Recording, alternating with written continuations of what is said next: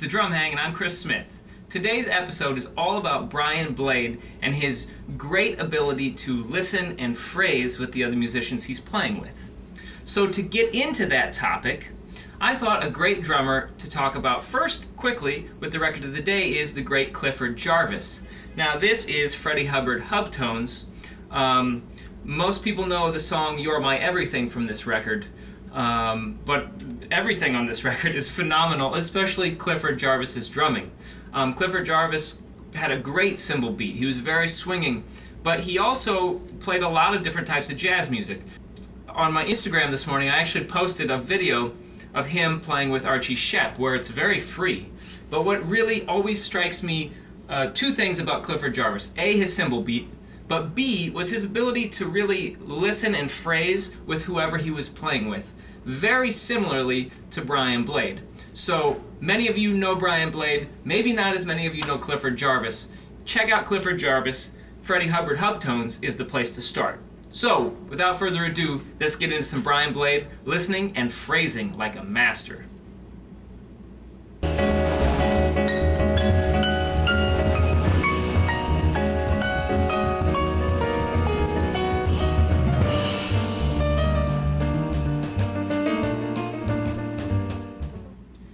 So for today's episode, I used one video from one performance, and the band is led by Don Freeman, and Brian Blade is playing drums, and then Joe Lovano joins the group for a quartet halfway through.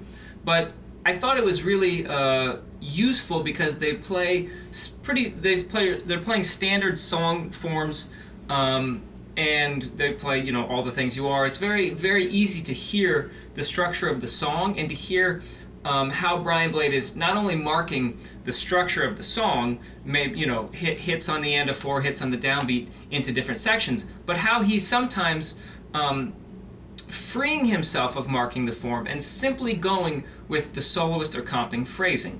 So this first example is Don Freeman playing a piano solo, and it's a straight eighths song, and it shows Don Freeman starts playing this rhythmic motif pattern, right? Sort of a hemiola, and he hangs on to it. And Brian hears this, and he's listening, and he's hearing Don follow this hemiola, this rhythm, all the way down the piano, and they end together, I believe, on the end of 4, which is like, it's magical. It's magical because both of them are listening, especially Brian. He's not interrupting the phrase, he's not ignoring it, and he's not overplaying, but he's there right at the end to catch him as this musical punctuation is being made. It's these moments of magic where musicians are hitting on the same hit or play the same articulation that sometimes happen by accident, but more than not, they happen through really, really careful listening, musicality, and phrasing. So this is the first example. Listen for Brian playing Don's phrase with him and how they end together and how powerful that is. Check it out.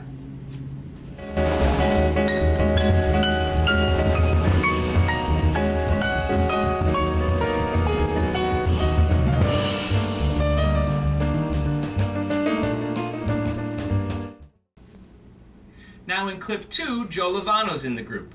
This is the ballad. So where I drop you in on the song, they're really playing with a double time feel. But the time is going by slower than what you're feeling. So this is starting just before an 8-measure bridge.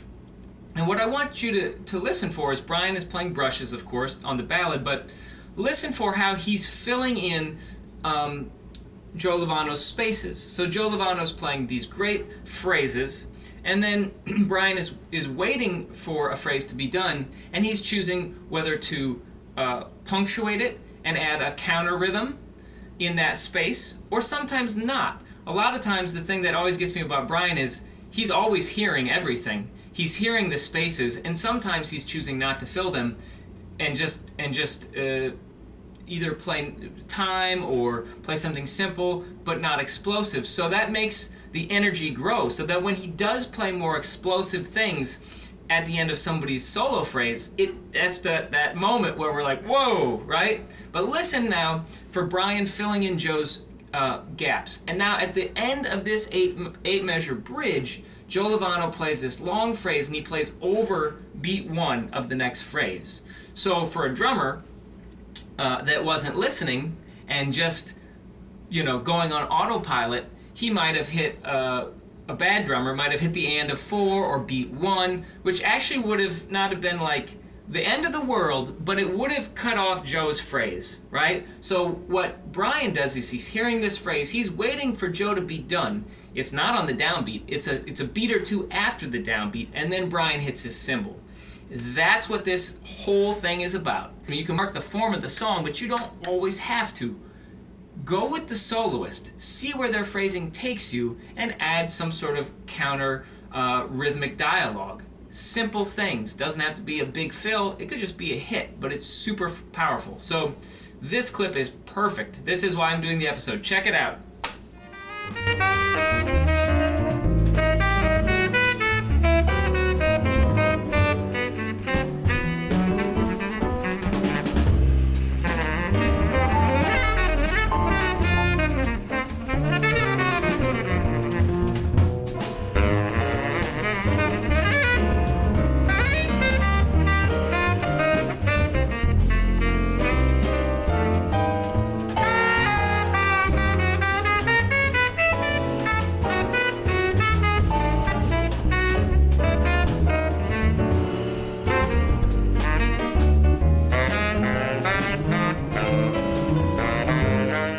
The third clip, Joe Lovano's playing, and now we're more up-tempo, they're playing All the Things You Are.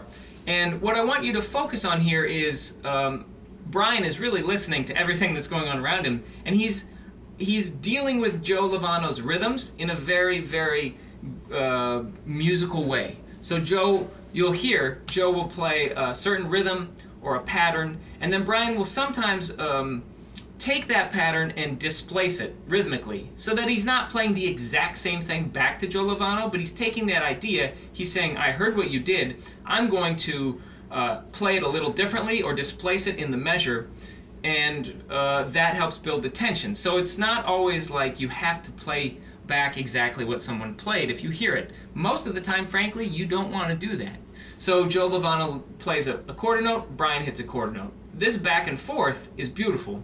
And then when Joe Lovano plays a different rhythm, like I said, Brian displaces it, plays it in his own way, and it's really, that's the interaction.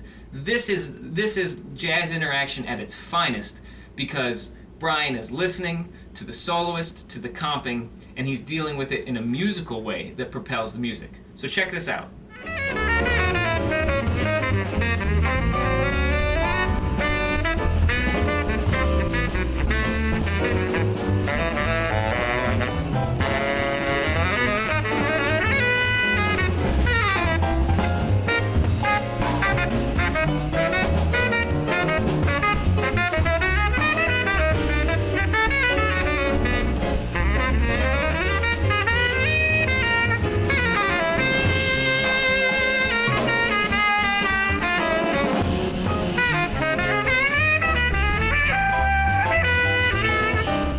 So the fourth and final example is of the trading on All the Things You Are. Joe Lovano plays a rhythm where there's long notes and there's short notes. And I want you to hear how Brian, of course, hears it again, and he uses that rhythm as the beginning of his trading, right? He takes that rhythm, says, okay, I heard you, I'm going to use that.